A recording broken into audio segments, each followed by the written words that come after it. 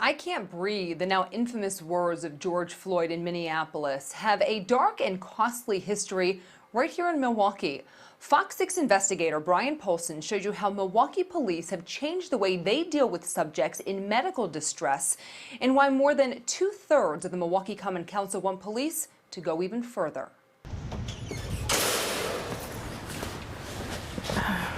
The most painful chapter of Teresa Bean's life. It's almost been 10 years, so.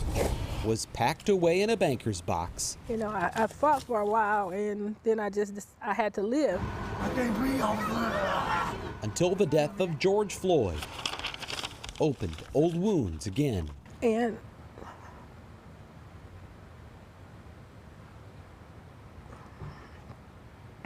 so, I can see after all these years, the pain is still fresh. it is. When Tony Bean died in August of 2010, he was not committing a crime. He was acting erratically. They said he was knocking on people's doors, asking for help. Police on foot patrol thought Teresa's husband might be mentally ill. Threw him on the ground, and he was telling him he couldn't breathe. Lying on his stomach, hands cuffed behind his back, Bean threw up on the ground before officers loaded him into a police wagon. They called a paddy wagon instead of the paramedics. Bean kicked the doors and begged for air until officers finally stopped and summoned emergency help. But it was too late. 43-year-old Tony Bean was dead. The medical examiner ruled it a case of excited delirium, a combination of heart disease and cocaine intoxication. I do believe that if things were handled a little differently, that he would still be here. 1 month later, James Perry had a seizure in a Milwaukee police jail cell, struck his head, and grew increasingly incoherent.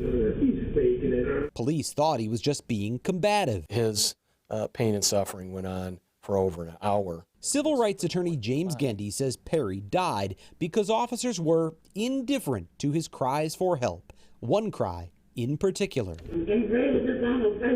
You're talking, you're breathing. The informal policy was throughout the Milwaukee Police Department, if you're talking, you're breathing. Yeah, there was, the training is not that anymore. In a 2014 deposition, then Police Chief Ed Flynn said officers had been trained in the past that the ability to speak meant a person could breathe.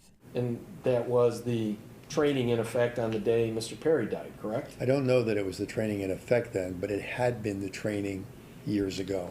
When we evolved, I don't recall exactly. That's absolutely untrue, because people can still exude air without taking it back in. You're talking, you're breathing. Flynn called it common sense. They're not trained to respond that way, but it is their common sense experience, generally speaking. What did you mean by that? I meant that that was and has been a common understanding. I'm not asserting that it's correct. So, what's your last name? I can't breathe. You're breathing just fine. That common understanding cost another man his life just 10 months later. I can't breathe, sir. Oh, you're talking outside. You're just playing games. In the summer of 2011, Please, sir. Derek Williams begged for medical help in the back of a squad car. Officers didn't believe him either. Hey. Until his breathing stopped. It keeps happening. Now Milwaukee Alderman Russell Stamper is calling for action. I want this done immediately. On Tuesday, he will introduce a resolution urging the Milwaukee Fire and Police Commission to adopt a specific policy for those who say, "I can't breathe" while in police custody. So far, 11 of the city's 15 aldermen are on board. I want individuals to know that they have something that they can say to prevent them from dying. A similar policy already exists. Before 2010, Milwaukee Police Standard Operating Procedures generically instructed officers to call for help only if medical treatment becomes necessary. But after the deaths of Perry and Williams, that policy changed. We're just going to get an ambulance from now on. Officers are now required to call for emergency medical help immediately if a person in their custody is unconscious, in moderate to severe pain, bleeding, incoherent, or has difficulty breathing. I think we've had good changes. The policy change occurred under Chief Flynn, but Gendy says things have been better since Alfonso Morales became the chief. He's doing a better job than his predecessors have done. Morales declined an on-camera interview for this story, but Alderman Stamper says his support for a new can't breathe policy may be in doubt. He says he's concerned about possible redundancy, and I just disagree with him. This is the fire department report. Whatever the policy says, Teresa Bean figures there's no harm in summoning emergency medical help. At that point, you will know if they're playing, if they're not. After all, the cost of an ambulance response seems small when your family has already paid the ultimate price.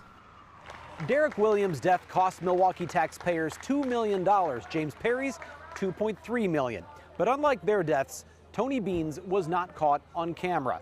No officers were ever disciplined, and Teresa Bean hasn't seen a dime. She says she is grateful that video of George Floyd's death has sparked protests like this one in Whitefish Bay and a national conversation about police reform.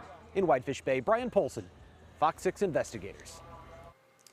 Alderman Stamper will introduce his I Can't Breathe resolution tomorrow morning at the city's regular Common Council meeting.